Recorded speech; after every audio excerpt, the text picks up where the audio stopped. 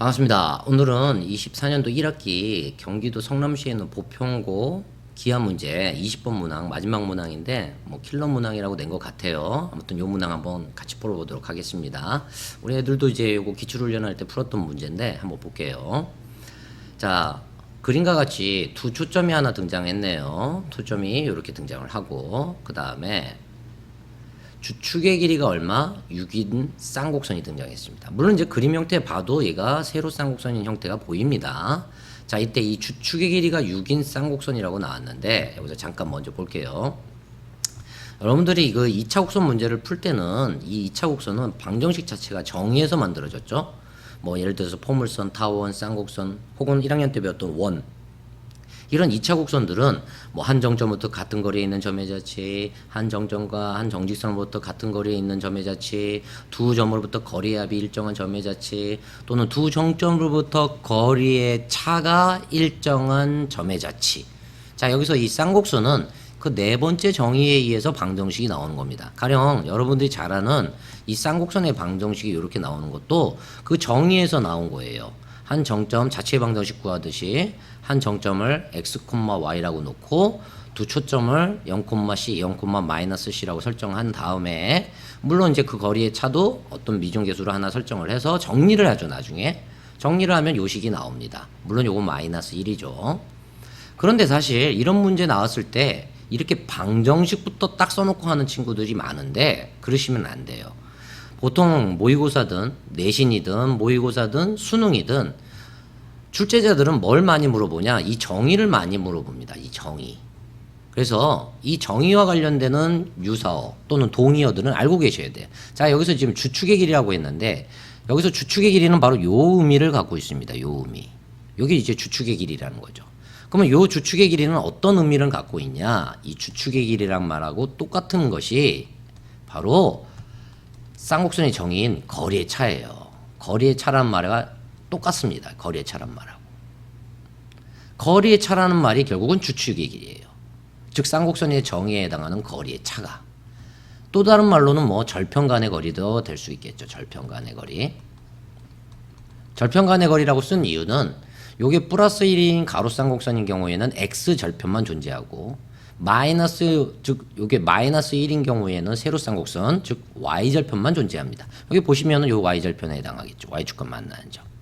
그죠? 또는 다른 말로 쟤를 꼭지점이라고 하는데 바로 꼭지점 사이의 거리도 될 수 있다라는 거죠. 자, 이 네 가지 표현들이 다 동의어예요. 그래서 1등급 나오는 친구가 3등급 좀 아래 나오는 친구들의 차이점은 뭐냐면은 이 문제를 풀 때 기본 개념에 대한 차이는 별로 없다라는 거죠. 얼만큼 기본 개념을 많이 알고 있냐, 적게 알고 있냐의 차이가 아니라 기본 개념이 아닌 내가 알고 있는 그 기본 개념을 어떻게 이걸 바로 쓸까라는 눈치 싸움이라는 거죠. 다시 말해 1등급 나오는 애들이 엄밀한 개념의 정의가 더 탄탄해서가 아니라 눈치가 빠른 거예요. 눈치가. 그래서 평상시에 공부할 때 자, 난 이런 단어가 나오거나 이런 개념이 나오면 거기에 연결되는 애들 얘네들 쓸 거야 라는 눈치밥이 아주 많이 발달되어 있다는 거죠. 소위 통박이 좋다라는 거예요. 그죠? 그래서 우리는 이 막 엄밀함을 두고 막 문제를 증명하려고 하지 마시고 문제를 푸는데 주안점을 해야 돼요. 맞추는 게 먼저입니다. 맞추는 게. 맞추기 위해서 내가 틀린 개념을 알지 않는 이상에는 내가 알고 있는 개념은 이렇게 연결될 거야 하고 루틴을 만들어 놓으시라는 거예요. 그래서 다시 한번 이렇게 나오게 되면 정의가 나올 때 이 정의 중에 요 네 가지 표현은 다 동일한 표현이다 라는 걸로 꼭을 기억하시고 문제를 보시라는 얘기예요. 무슨 뜻인지 아시겠죠? 그죠? 이렇게 보시는 겁니다. 자, 계속 가볼게요. 그 다음 이 쌍곡선이 이렇게 되는데 지름으로 하는 원이 또 나왔다. 자, 원이란 말이 나왔어요. 원. 자, 그러면 너 원도 나왔다 하면은 수일이 됐던 뭐 수일 너무 많이 나오죠. 어디서? 삼각형의 활용 파트에서, 삼각함수 파트에서 엄청 많이 나오고 미적분 말할 것도 없죠. 그다음에 수투에서도 종종 나오고 기하도 말할 거 없어요. 원이 나오면 대부분 다 무슨 각? 원주각이 몇 도다? 90도다라는 걸로 바로 가셔야 됩니다. 그죠? 원주각이 90도다라는 게 들어가면은 바로 무슨 삼각형이 들어간다? 직각삼각형이 바로 등장할 거다. 이렇게 바로 생각하는 겁니다. 그러니까 이런 루틴을 자꾸 만들어 놓으셔야 돼요. 이런 루틴을. 그죠? 이런 단어가 나오면 이 루틴 이런 단어가 나오면 뭐 가령 예를 들어서 삼각형 등장하고 내심이란 말 등장하거나 가계 이등분선이란 말 등장하게 되면 요것 때 요것은 요것 때 요것다가 같다라는 닮음을 이용할 준비를 하셔야 된다라는 거죠. 이해됐죠? 닮음. 그래서 얘가 만약 A 대 B다 하면은 여기도 AK 대 BK의 닮음비를 가져갈 것이다. 뭐 요런 것들이죠. 요런 루틴을 그냥 바로 갖고 가는 거예요. 됐죠? 그래서 여기서 아마 직각삼각형이 하지 않겠냐 이렇게 보는 거죠. 자, 한번 볼게요. 그럼 어디에 직각삼각형이 있는지. 자, 그렇다면은 요게 지름이라고 했으니까 여기다가 이렇게 보조선 하나를 그려주게 되면은 아하, 요게 바로 무슨 삼각형이다? 직각삼각형이다. 누가? 자, 이 직각삼각형을 읽을 수 있는 거 다 읽으셔야 돼요. F, F'P도 직각삼각형, F, Q, P도 직각삼각형이다. 됐죠? 그 다음 이제 계속 가겠습니다. 점 P가 아닌 점 Q라고 그러고 그 다음에 이렇게 나왔을 때 점 Q가 선분 얘를 1대2로 내분한다. 자, F'P를 1대2로 내분한다. 요게 1대2로 내분한다. 여기죠. Q점이. 자, 그렇다면 이거를 만약에 내가 이거를 논중적으로가 아니라 해석적으로 하려고 한다. 그래서 선생님 저는 얘 방정식 찾아서 P점의 좌표 찾아가지고 얘를 내분점으로 쳐 이러시면 안 된다는 거예요. 왜냐? 이 P점과 Q점의 좌표를 찾기 위해서는 이 F와 F'이 등장을 해야 돼요. 그러고 나서 이 직선의 방정식이 뭐든 나와야 되는데 이 직선의 방정식으로 정의할 방법이 없어요. 이 문제 조건에. 그러니까 이걸 해석적으로 정의하려고 하면 안 됩니다. 즉 방정식이 필요가 없다는 뜻이에요.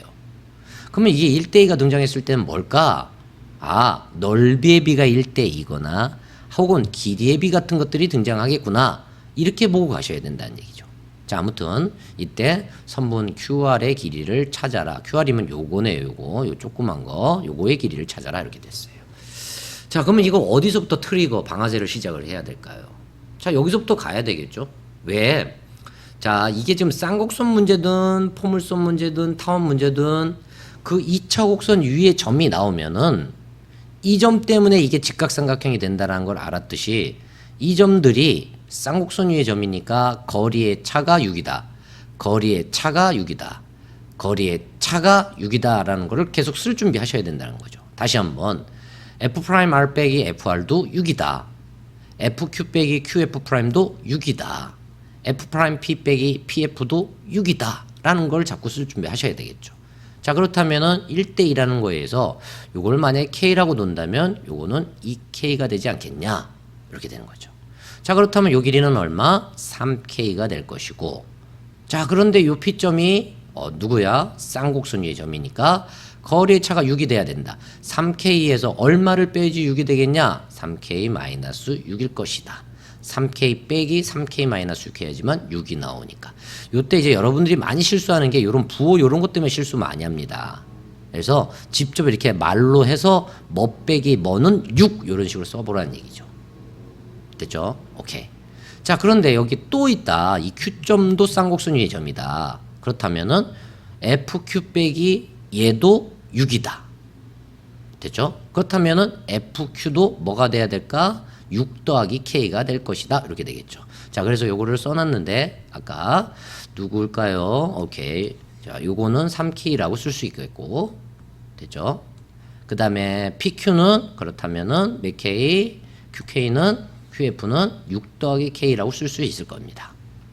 됐죠?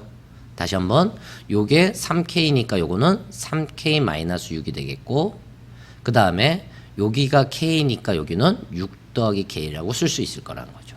자, 그렇다면은 직각삼각형이라는 루틴을 이용할 때 여기 직각삼각형이라는 게 보이니 무슨 정리? 피타고라스의 정리라는 게 쓸 수 있겠구나 라는 생각이 드는 거죠. 그죠? 그래서 피타고라스의 정리 바로 뭡니까? 6 더하기 K의 제곱은 2K의 제곱 더하기 3K-6의 제곱이다. 자, 요런 식의 피타고라스 정리가 나올 수 있다라는 거죠. 됐죠?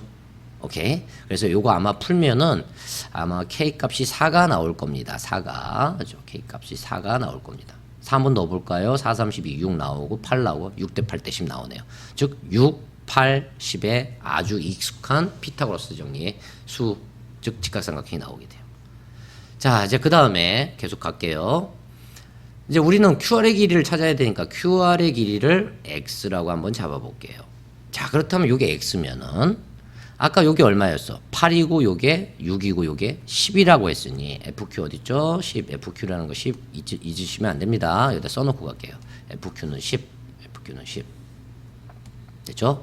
FQ는 10이다라는 걸 잊으면 안 돼요. 그러면 요게 10이니까 요 FR은 뭐라고 쓸 수 있을까요? 바로 10-x라고 쓸 수 있을 겁니다. 10-x. 10-x. 이렇게 쓸 수 있겠죠. 됐죠? 10-x. 자, 그러면 FR이 10-x다. 그러면 또다시 뭐가 돼? 쌍곡선 위에 점이 있으니 거리의 차 또 써야 되겠다. 그렇다면 얘는 얼마가 될까라는 생각을 할 수 있죠. 바로 얼마에서 10-x 빼야지 6이 될까? 바로 16-x일 것이다. 이렇게 되는 거죠. 16-x. 여기다 미리 써놨습니다. 이렇게 16-x. 자, 볼까요? 16-x에서 10-x를 빼면 6이다. 즉 거리의 차는 6이다. 라는 게 정의되겠죠. 자, 그렇다면 이제 얘도 나왔고 16-x 나왔고 그 다음에 요 길이는 아까 4라고 나왔다 이 말이에요. 그러면 세변의 길이가 나왔다. 이럴 때 뭘 써야 될까? 당연히 코사인 법칙이겠죠. 세변의 길이가 나왔을 때 코사인 법칙과 사인 법칙인데 근데 이 코사인 법칙을 쓰려면은 각 하나가 등장을 해야 돼요. 그죠? 각이 꼭 없더라도 각의 관계를 읽을 수는 있겠지만 각 하나를 읽어내야지만 여기서 뭔가 튀어나올 수 있다라는 거죠. 근데 이 각을 정의하자니 이 각을 정의할 수 있는 패턴이 안 보인다. 물론 요게 요 직각삼각형이면은 요 각이 예쁘게 정의가 되겠는데 그렇지 않아요? 약간 기울기 급한 거 하나 여기에 여기. 요것도 안 되겠다. 요것도 안 되는데 그럼 요거를 한번 써볼까? 요거를 세타라고 하면은 요 나머지 평각의 나머지 각을 쓸 수 있지 않겠냐. 결국은 이 내용 안에서 다 나왔다라는 거죠. 직각삼각형이라는 내용 안에서. 왜? 요 각에 대해서 요 각은 평각의 나머지 각이잖아요. 그렇기 때문에 부호관계만 반대로 있으면 되겠다. 다음에는 요 각에 대한 코사인 값은 얼마냐? 아까 이 FQ가 10이다 라고 했고 요 길이 K가 4니까 8일 테니 5분의 4일 것이다. 그렇다면은 나머지 평각의 나머지 둔각이니 요 각을 만약에 세타라고 한다면은 바로 코사인 세타는 뭐라고 쓸 수 있다? 5분의 4의 부호가 반대인 애가 될 것이다. 이렇게 되겠죠. 그래서 아마도 이렇게 나올 겁니다. 됐죠? 끝났네요. 따라서 바로 코사인 법칙 하면 됩니다. 그래서 여러분들이 잘 아는 코사인 법칙 미리 써놨는데 이렇게 정의가 되겠죠. 됐죠? 오케이? 자, 이거 조금만 올려서 쓸게요. 보여드릴게.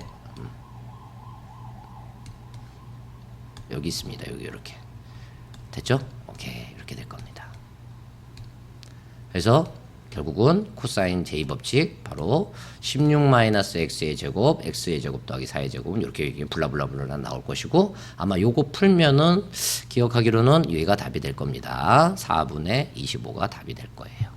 이 정답은 모릅니다. 정답은 모르지만 여러분들이 아마 풀어보셔도 4분의 25가 나오지 않을까 싶습니다. 자, 어때요? 내용은 되게 간단합니다.